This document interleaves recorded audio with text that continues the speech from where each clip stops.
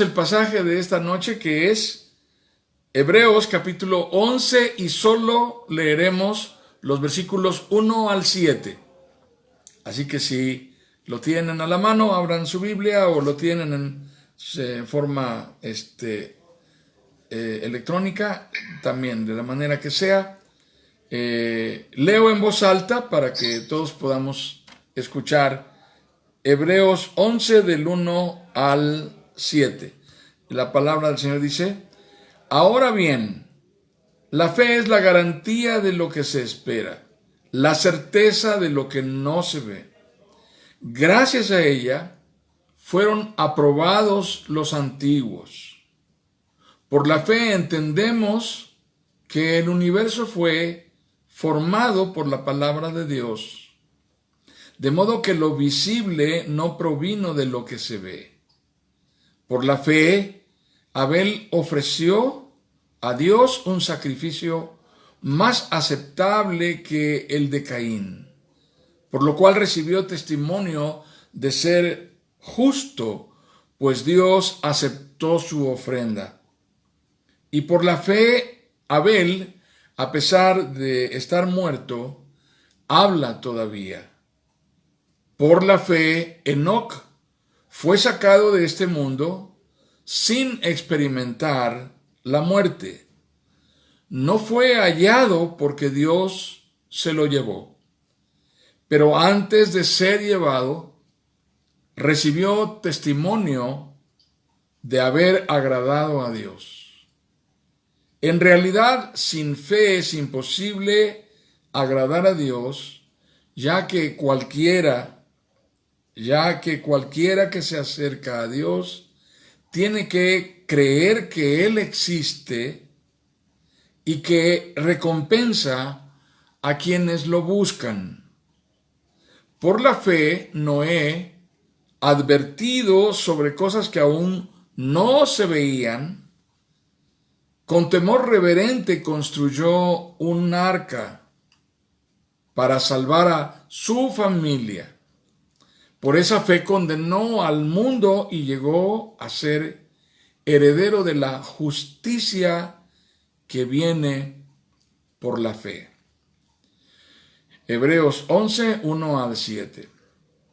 Quiero tomar de este pasaje que estamos leyendo, por supuesto, el personaje que agrega hoy a nuestro estudio es, por supuesto, el personaje nuevo en nuestro estudio el día de hoy es Noé.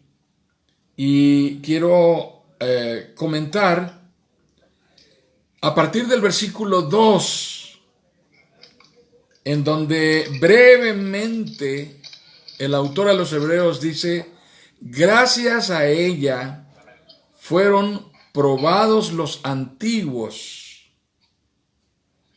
Lo digo porque una de las preguntas que más comúnmente escuchamos cuando las personas comienzan a leer la Biblia y tienen anhelo por comprender mejor lo que la Biblia dice y lo que están estudiando en la Biblia acerca de la salvación, una pregunta muy frecuente es: ¿cómo se salvaban las personas en el Antiguo Testamento?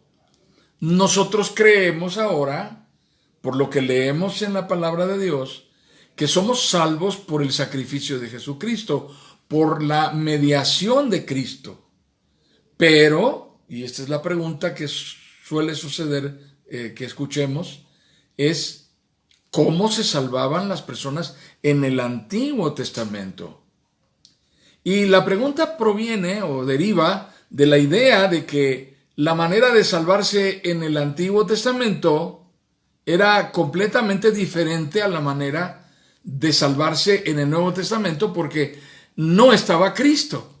Por lo tanto, no había un redentor en la manera en que lo conocemos hoy nosotros, lo cual nos permite a nosotros, mediante la confesión de Jesucristo como nuestro Señor y Salvador, llegar a la certidumbre de la salvación conforme a las promesas que están en el Evangelio. Sin embargo, hermanos, Lo que estamos leyendo en Hebreos capítulo 11 es que las personas en el Antiguo Testamento, y más enfáticamente y específicamente en la antigüedad, estamos hablando de la era en la cual no estaba institucionalizada la religión judía, no estaba institucionalizada la nación hebrea. Estamos hablando de la época previa al Sinaí, estamos hablando de la época previa al Éxodo, estamos hablando de la época previa a los patriarcas. ¿Sí me explico? Antes de Abraham, de Isaac y de Jacob, cómo la gente era salva. Y nos lo dice el versículo 2. Dice, gracias a ella, y se refiere a la fe, fueron aprobados los antiguos. ¿A qué antiguos se refiere? Se refiere a Adán y la descendencia de Adán y a todos los que antes de los patriarcas creyeron sin la mediación de la celebración ritual de sacrificios y todo lo que posteriormente se estableció. ¿Cómo creyeron? ¿De qué manera creyeron? Dios había establecido una relación con esta gente. Hay una relación pactual de Dios. Y esto es lo que nos está diciendo Hebreos 11. Dios siempre ha tratado con personas con quienes Él ha mostrado su voluntad. Gente a la cual Dios ha bendecido porque la eligió y la hizo el medio a través del cual Él quería bendecir a los demás. Esto es, por ejemplo, Abraham. Pero antes de Abraham tenemos la noción de estos hombres que están registrados aquí en Hebreos capítulo 11, versículos 1 al 7, por lo menos hasta donde vamos ahorita. ¿Por qué razón? Porque, bueno, estamos hablando en este caso, particularmente de quiénes se está refiriendo Hebreos 1 del 1 al 7. Está hablando, en primer lugar, la primera persona que menciona es Abel. Y de Abel dice, ofreció a Dios, versículo 4, un sacrificio más aceptable que el de Caín, por lo cual recibió testimonio de ser justo. ¿Qué significa esto? Abel es un hombre redimido por fe. Luego de eso nos dice Enoc, versículo 5, fue sacado de este mundo sin experimentar la muerte. No fue hallado porque Dios se lo llevó. Pero antes de ser llevado, de nuevo, miren, la certificación, antes de ser llevado recibió testimonio de haber agradado a Dios. Entonces estos hombres eran salvos por fe, aun cuando Cristo no había venido. Y ahora nos dice de Noé, versículo 7. Por la fe, Noé, advertido sobre cosas que aún no se veían, con temor reverente construyó un arca para salvar a su familia. Por esa fe, condenó al mundo y llegó a ser heredero de la justicia que viene por la fe. Entonces, aquí está en Hebreos capítulo 11 la respuesta de cómo eran salvos los antiguos. Y los antiguos se refiere a antes de los patriarcas. Esta es la historia fundacional de cómo trataba Dios con los hombres. Y la forma en que Dios trataba con los hombres no era muy diferente a lo que nosotros estamos experimentando hoy. Porque Hebreos capítulo 11 versículo 6 dice literalmente que sin fe es imposible agradar a Dios. Ahora, hay dos cuestiones muy importantes que debemos destacar. La semana pasada hablamos de Hebreos 11:6. Nos detuvimos más en esto. Y por eso de allí derivó la encomienda de hacer una declaración personal de fe como un ejercicio refrescante, un ejercicio que nos permita poner por escrito nuestras convicciones acerca de qué creo acerca de Dios, de su trato conmigo, de mi salvación. Pero lo que Hebreos 11:6 nos está diciendo son cuestiones bien esenciales acerca de nuestra manera de creer en Dios. Dice, en realidad sin fe es imposible agradar a Dios. O sea, los incrédulos no tienen trato con Dios. Los incrédulos no tienen acceso al trato con Dios. Esto es lo que estamos leyendo aquí. Dice aún más, ya que cualquiera que se acerca a Dios tiene que creer que Él existe. Y agrega, y que recompensa a quienes lo buscan. ¿Cuál es el factor que está intrínseco allí que debemos rescatar acerca de el significado en forma más vivencial de la fe?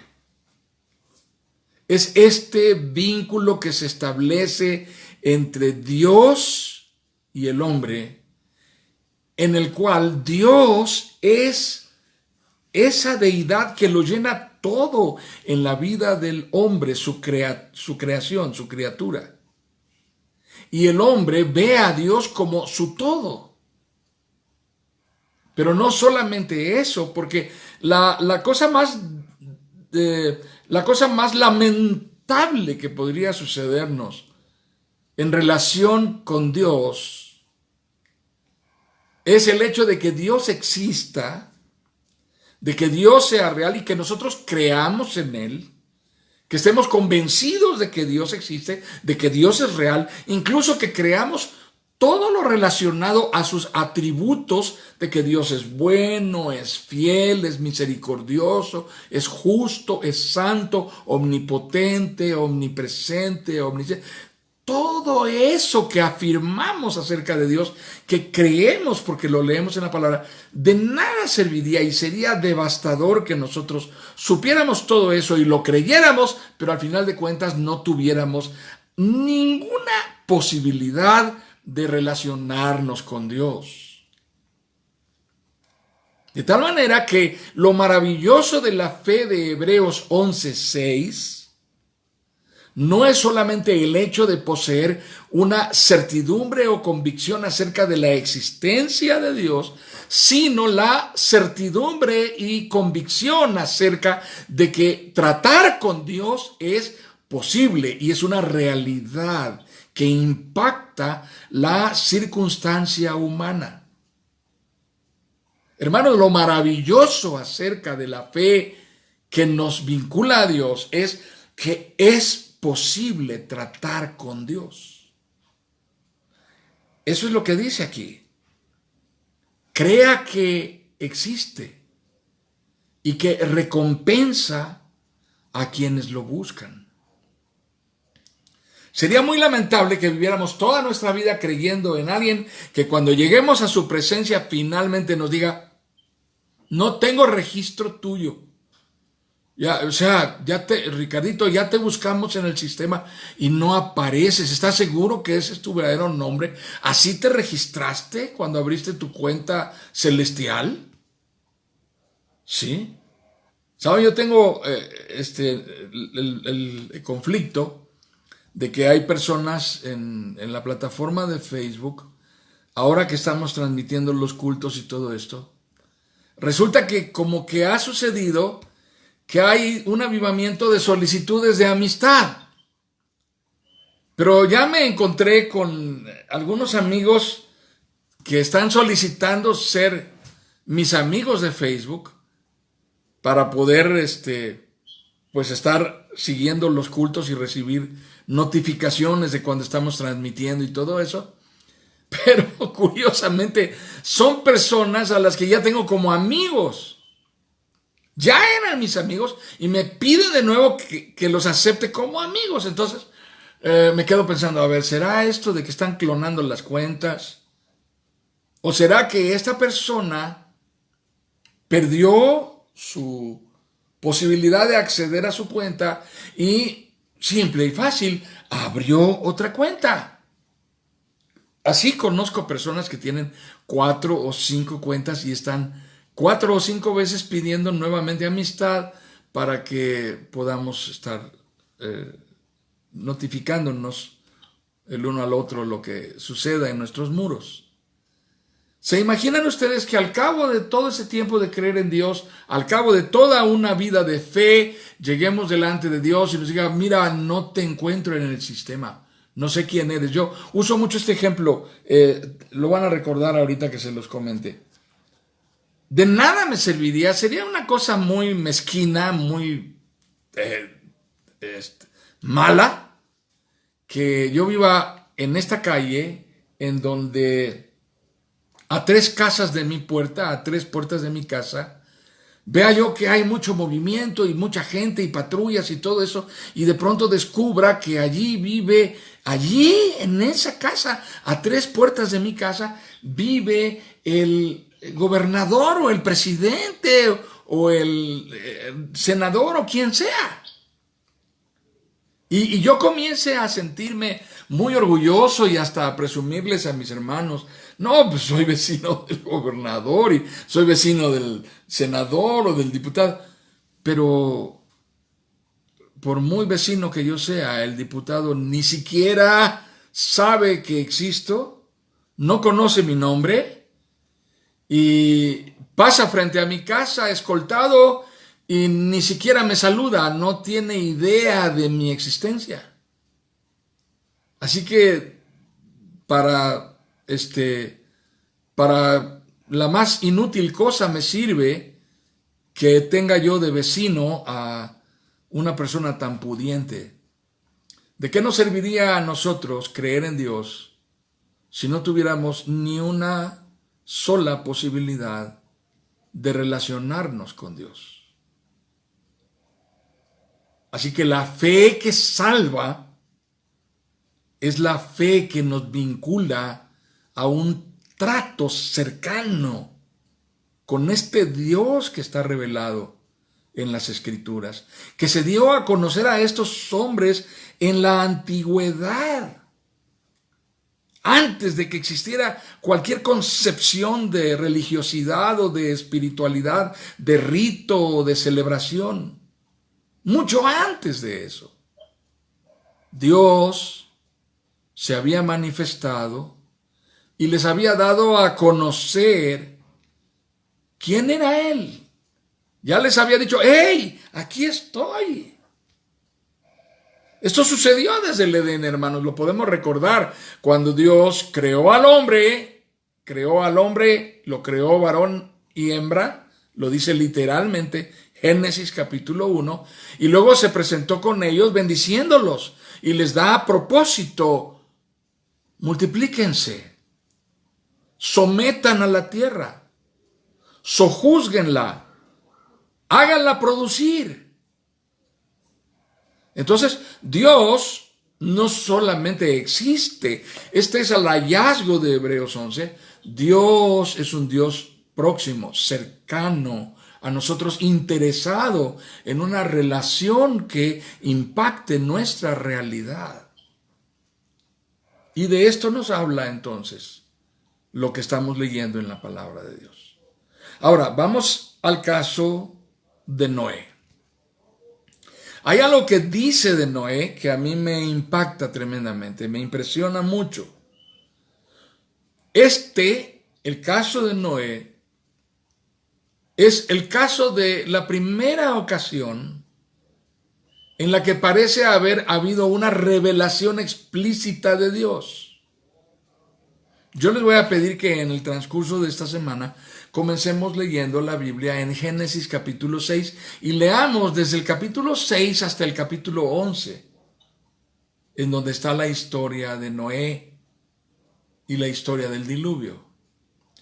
Porque esta historia de Noé, esta historia del diluvio, es quizá la primera ocasión en la cual Dios lleva a cabo la primera revelación explícita de un propósito que él está a punto de cumplir, de consumar,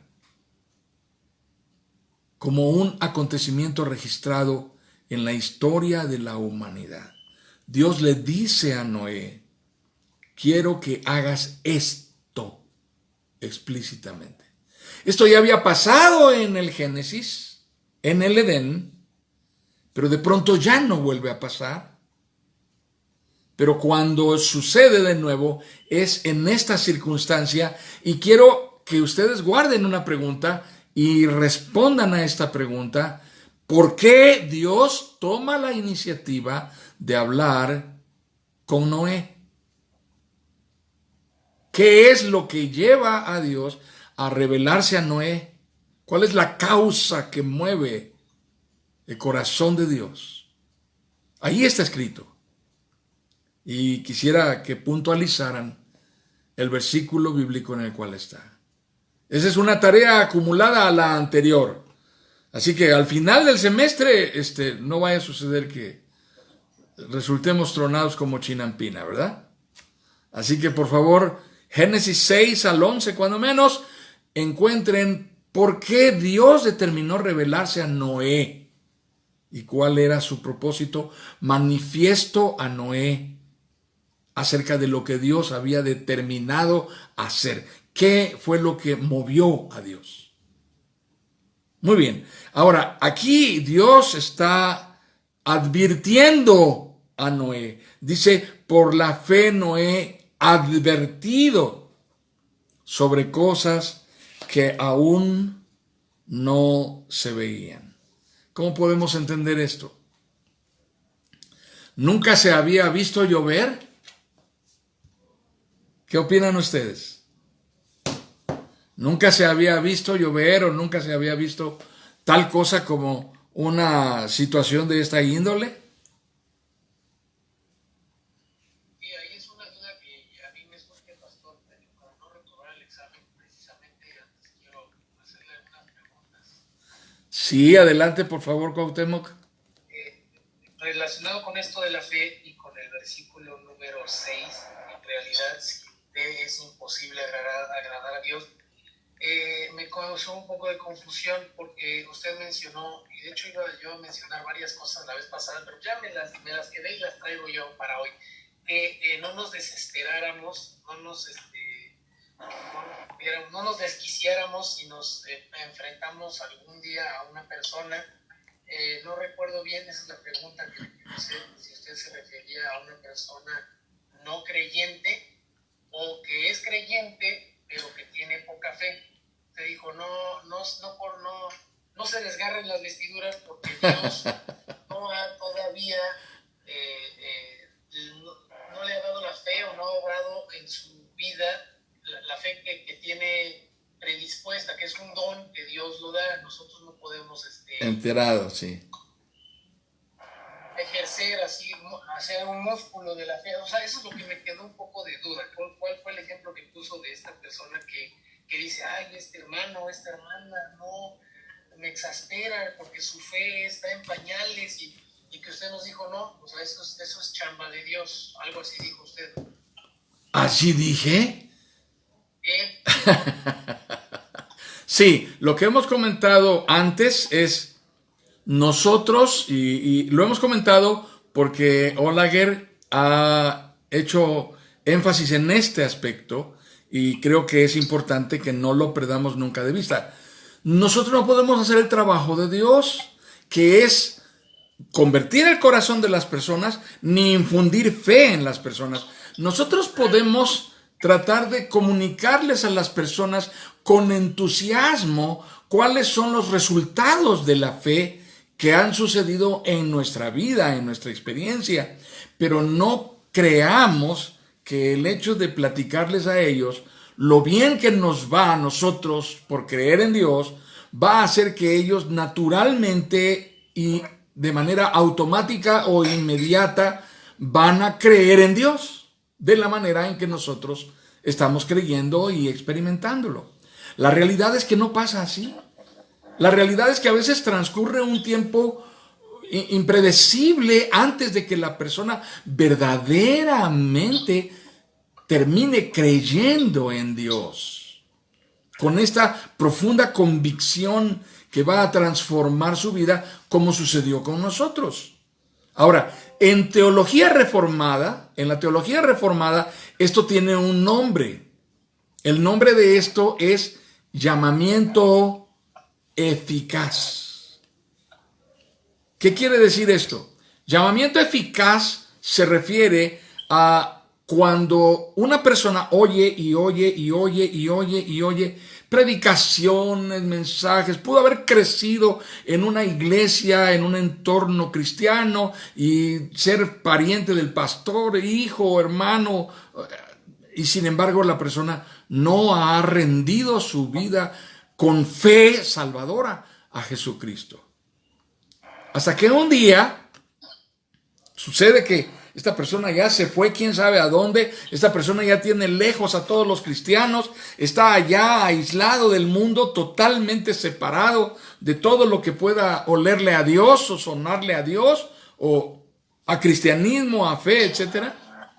Y de repente está parado en una carretera y ve pasar un autobús que es el que él está esperando que lo levante. Ya tiene hambre, tiene frío, está nevando, está, etcétera. Y de pronto, después de quién sabe cuánto tiempo estar esperando, se detiene el autobús, lo toma. Y cuando sube al autobús, lo primero que ve en estos letreros que le ponen a los autobuses es: cree en el Señor Jesucristo y serás salvo tú y tu casa. Y en ese momento, esas palabras escritas ahí en ese letrero iluminan su mente y el Espíritu Santo lo toca. Allí, aislado del resto de la humanidad y de la fe y de los cristianos y de todo, allí Dios lo toca y esa persona se sienta en su lugar y comienza a llorar y a sentir contrición en su espíritu y a clamar ser reconciliado con Dios. ¿Cómo sucedió? Solamente la obra del Espíritu Santo. Ahora preguntémonos, ¿recuerdan la parábola del hijo pródigo? El hijo que se fue y que gastó la herencia y que... ¿Ustedes piensan que no hubo gente que le habló a ese muchacho y le dijo: oye muchacho, ¿qué estás haciendo? Ten consideración de tu padre, allá en donde andaba, gastándose la riqueza del padre y lo que le habían dado, luego malviviendo, sumido en vicios, en promiscuidad, en quién sabe qué tantos estilos de vida, siendo el amigo preferido porque les invitaba a todos y luego cuando ya no tuvo nada, ni quien lo volteara a ver, y ustedes creen que no hubo quien le habló y le dijo: oye, reconsidera. Y no hizo caso, hasta que finalmente allí en medio del chiquero, rodeado de cerdos, muerto de hambre, queriéndose comer lo que le daban de comer a los cerdos, vino la luz que iluminó su entendimiento y dijo: en la casa de mi padre, ¿cuántos jornaleros viven mejor que yo? Comen 3 veces al día, se pueden bañar las veces que quieran, tienen lo necesario para estar bien y no son más que los jornaleros de mi padre. ¿Cuánto he perdido? Entonces, esto se llama llamamiento eficaz. ¿Quién lo hace? El Espíritu Santo. No sé si esto es el punto hacia donde estabas orientando tu pregunta, Cuauhtémoc, pero esta es la respuesta que debemos entender. ¿Quién llama eficazmente? De otra manera, vamos a formularla de otra manera, la pregunta: ¿quién convierte el corazón del hombre para que se vuelque a Dios? Solo el Espíritu Santo. Porque el Espíritu Santo es el que pone la fe en el corazón de la persona para que experimente un arrepentimiento sincero, una contrición verdadera, una total rendición de su vida a Jesucristo. Entonces, ahí está. La fe es un don de Dios, viene por el oír la palabra de Dios, pero es algo que obra en la persona el Espíritu Santo de Dios. Esto es, dicho en otra manera, Dios mismo, es Dios mismo haciendo esto en nosotros. Muy bien. Ahí estamos detenidos. Te escuchamos, Olaguer. La conversión de Pablo es uno de los mejores ejemplos. Claro, exactamente. Un hombre que conocía la Biblia, el Antiguo Testamento, de pies a cabeza, intérprete de la ley, fariseo, y finalmente, ¿en dónde encuentra a Dios de manera que impacta su vida interiormente? Allí, cuando cae de la cabalgadura en la entrada de la ciudad de Damasco. Ahí su vida es transformada. Y a partir de ahí es otra persona, convertida por el poder de Jesucristo. Sí, muy buen ejemplo, exactamente. Muy bien, ¿algún comentario más acerca de esto? Por favor, Cuauhtémoc. Bueno, yo nada más, esto no es, vamos, como que me parecía dentro de mí como contradictorio. Yo entraba en contradicción cuando leía en el versículo 6, en realidad sin fe es imposible agradar a Dios, porque decía, bueno, pues si Dios es el que da la fe, ¿cómo sin fe es imposible agradar a Dios? No sé si me explique. Entonces, bueno, ahí no sé si se refiere a ejercitar la fe, porque la fe es por el oír, y el oír es por la palabra de Dios, por conocer la palabra de Dios. Entonces, quien no conoce la palabra de Dios, quien no está ejercitando su fe, entonces no va a agradar a Dios. Entiéndase de esa manera. Es de acuerdo, así es, totalmente. Ahora, lo que debemos entender es, nos parece incongruente que la persona no va a ser aprobada por no tener fe, pero no tiene fe porque el Espíritu Santo no se la dio. A nosotros nos puede parecer incongruente y nos quedamos pensando, a ver, ¿en dónde me perdí? No nos perdamos. Finalmente, la fe sigue siendo un don otorgado por Dios al hombre.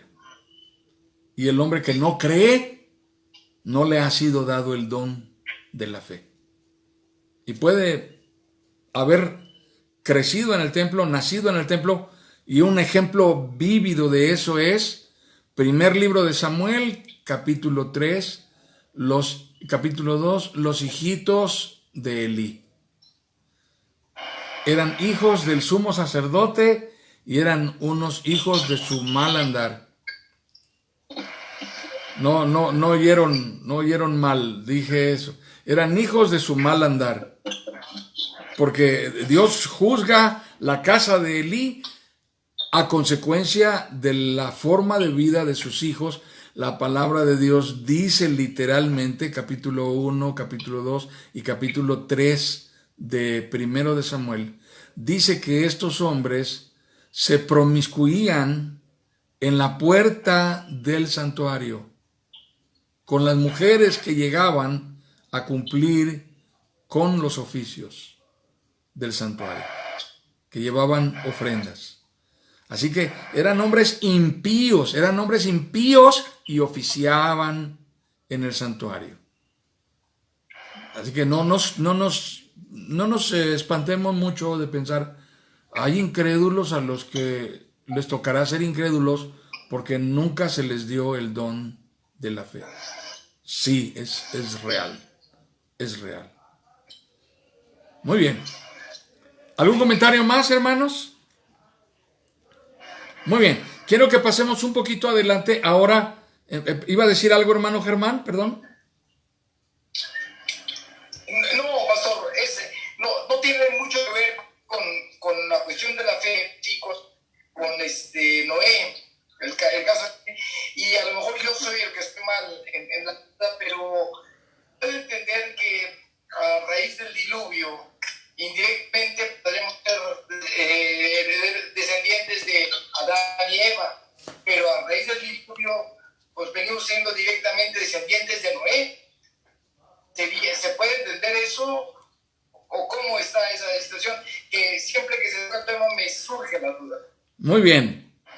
Esto nos lo responde el libro de los Hechos de los Apóstoles, particularmente en el sermón, en el discurso que Pablo pronuncia en el Areópago de Atenas, cuando le preguntan que qué dioses son los que él predica. Y es muy interesante porque el apóstol Pablo declara algo que responde enfáticamente a lo que usted está comentando. Bueno, para dar una respuesta inmediata y pronta, definitivamente todos, bíblicamente hablando, en el sentido más estricto de la literalidad bíblica, todos somos descendientes de Adán. ¿Por qué?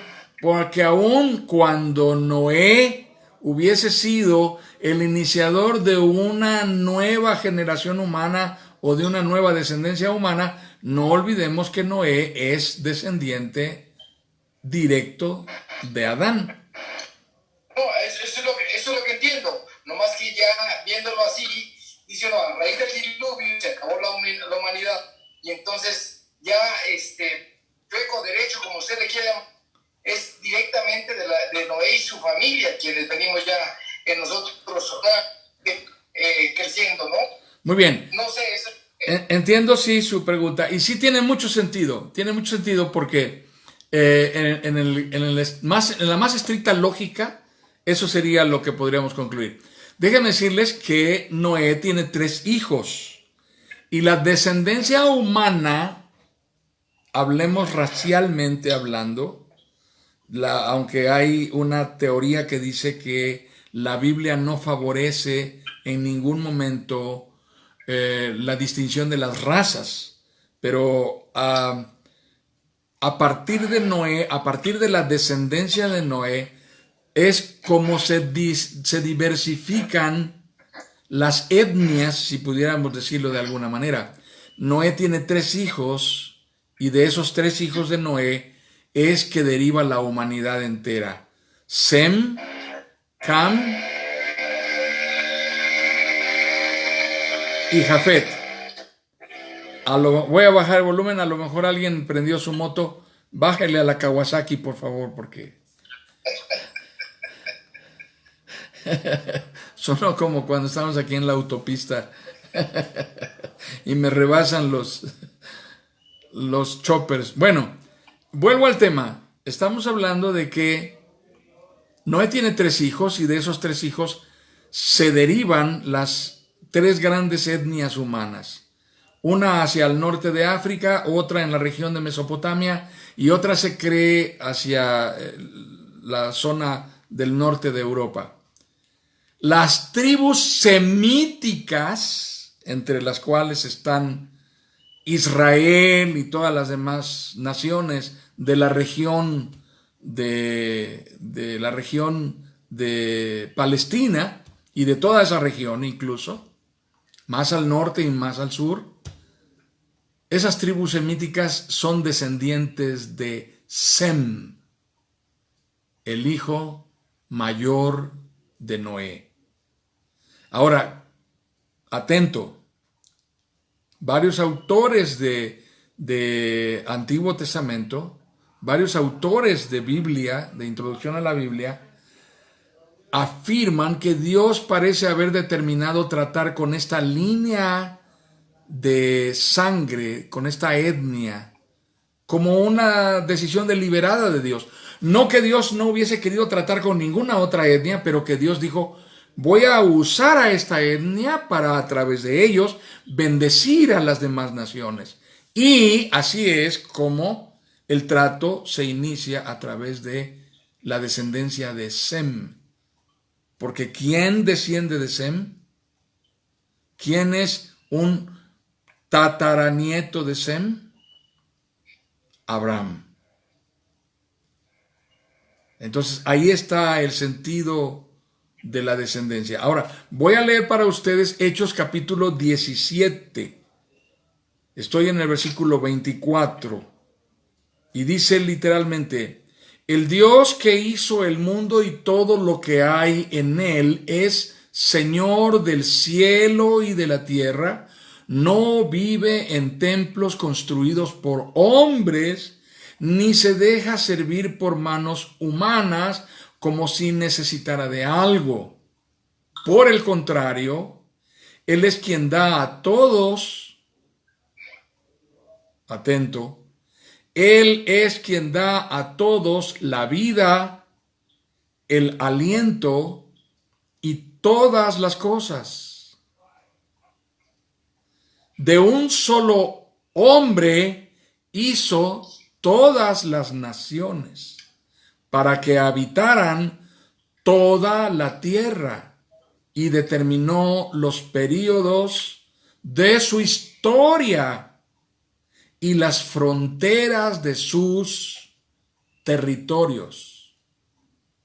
Esto lo hizo Dios para que todos lo busquen y aunque sea a tientas, nótese la ironía de Pablo, y aunque sea a tientas, lo encuentren.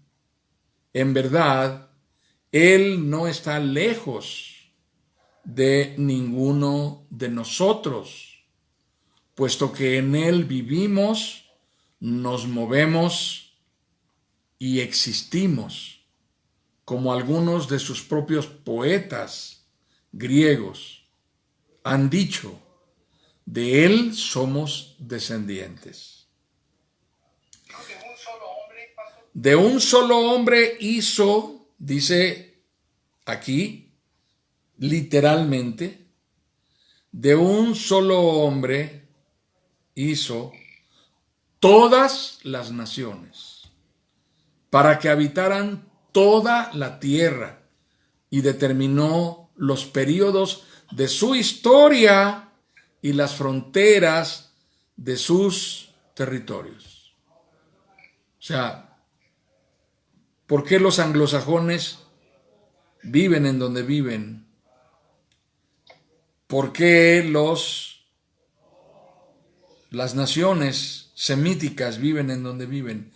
¿Por qué los orientales viven en donde viven? ¿Por qué? Eso tiene sentido bíblico, no es una cosa fortuita, no depende de la suerte, depende de algo que Dios determinó para cada etnia, para cada nación, para cada descendencia humana. Y todo proviene de un solo hombre. A mí no deja, este pasaje de Hechos capítulo 17 en lo personal es uno de mis pasajes predilectos de la Biblia. A mí no deja de impresionarme la manera tan clara, tan contundente en que expone esto. Muy bien. ¿Algún comentario más o alguna duda o pregunta? Muy bien. Hermano Lorenzo.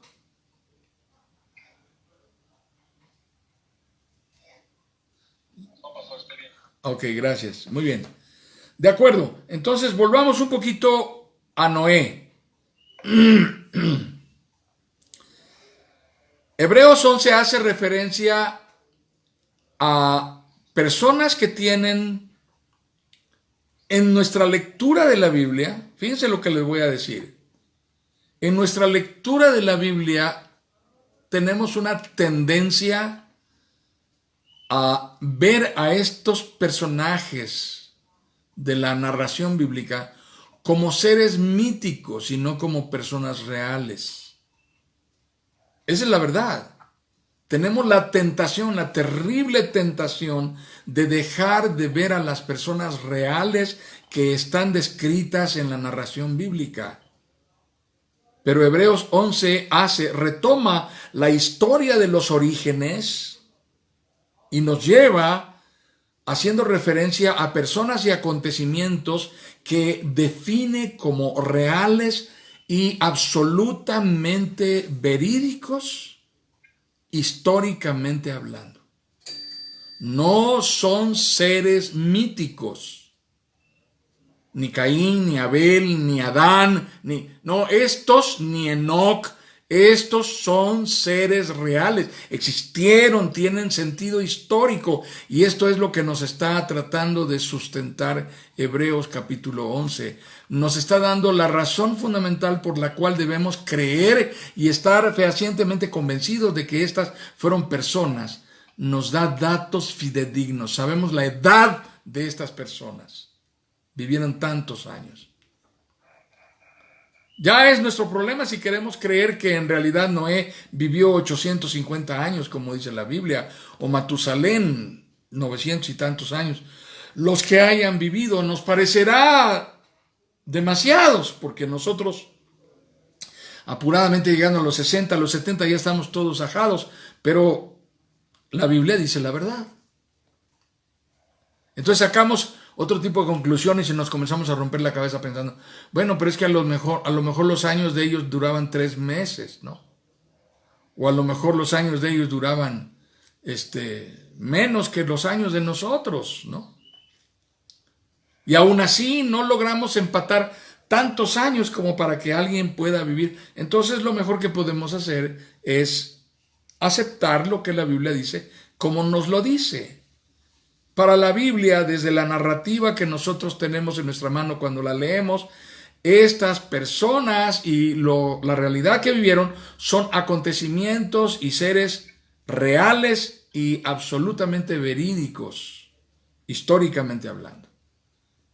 Ahora, uno de los usos más inadecuados que le damos a la Biblia, y esto es muy cierto, hermanos, tengamos cuidado nosotros como padres, es tratar de utilizar la Biblia como cuento para que los niños se vayan a dormir, o como la usamos en la escuela de formación cristiana o la escuela dominical con los niños, en donde les contamos cuentitos. Ahora nos toca el cuentito de Noé, la próxima nos toca el cuentito de Lot, la otra nos toca el cuentito de Abraham y luego el de Jacob, y así puros cuentitos, y los niños coleccionan cuentitos, pero se van formando con la idea de que estos seres no son reales, son cuentitos. Cuentitos bonitos, porque hasta iluminábamos la hojita y le coloreábamos y le poníamos una túnica morada a este y al otro, y bien bonito que nos quedaba, y nos aplaudían los papás y nos premiaban por haber hecho nuestro trabajo en la escuela dominical, en el templo cuando éramos niños. Pero este es uno de los usos más inadecuados que damos a la historia sagrada. ¿Por qué? Porque estamos contándoselas a los niños, que son la generación que viene después de nosotros, para consolidar la fe bíblica. Y se las estamos contando como si fueran mitos, no como realidades.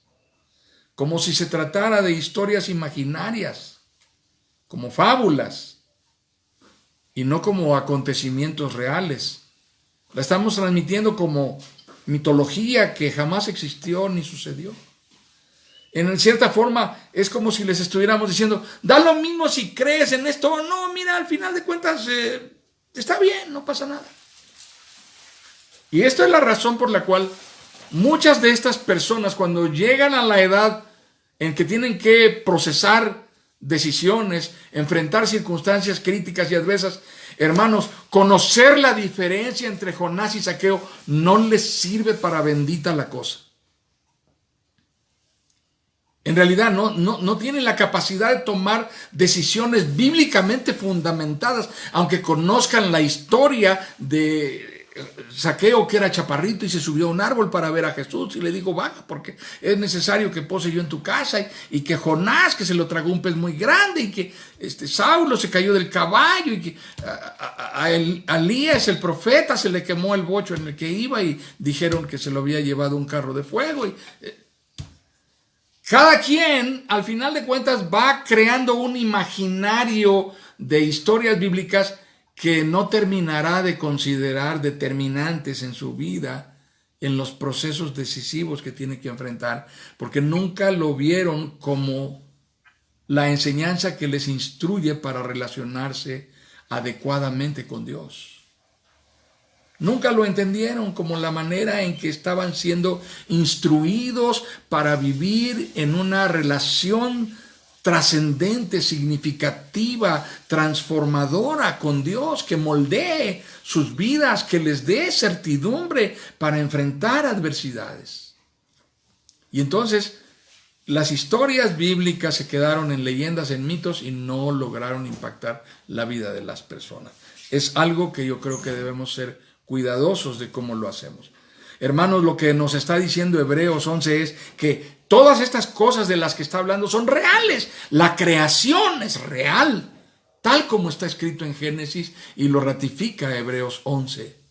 Caín y Abel fueron personas reales. El crimen de Abel fue verdaderamente cometido y la maldición de Caín aún sigue vigente. Enoc es un nombre históricamente real. Existió, la Biblia es explícita y en ocasiones agobiante en darnos genealogías que nos aburre leer. Ay, por favor, le damos vuelta a la página, porque nombres y nombres y nombres. No me importa saber si Zapuc fue abuelo de Japac y de... No quiero. Yo quiero leer las cosas que me interesan y no le entendemos el sentido que tiene, aportándonos carácter de veracidad a lo que estamos leyendo y aprendiendo. En estas agobiantes genealogías de la Biblia hay un propósito de mostrarnos la veracidad histórica de estos personajes de los que la Biblia nos habla. Porque a través de ellos Dios nos está diciendo cómo se ha relacionado Él con las personas en el pasado. Y finalmente Noé fue un personaje real. Vivió el primer evento de juicio condenatorio de parte de Dios sobre la humanidad. Un evento de juicio condenatorio que cuando se consumó destruyó a la creación. Eso es devastador, hermanos, no es cualquier cosa. Muy bien, estamos ahí. Esto ya nos deja bastante que pensar. Noé fue a lo largo de la Biblia multicitado como uno de los personajes más significativos de la historia sagrada. Jesús habló de Noé. Pedro habló de Noé, Ezequiel habló de Noé, Isaías habló de Noé. Noé no es cualquier personaje en la Biblia, es un personaje del cual reiteradamente se hace referencia. El Señor Jesucristo dijo, y será como en los días de Noé. Así que tengamos presente esto, hermanos. Se trata de seres reales. Estamos hablando de un hombre que verdaderamente creyó en lo que Dios dijo que haría y llegó a ser heredero de la justicia que viene por fe, por haber creído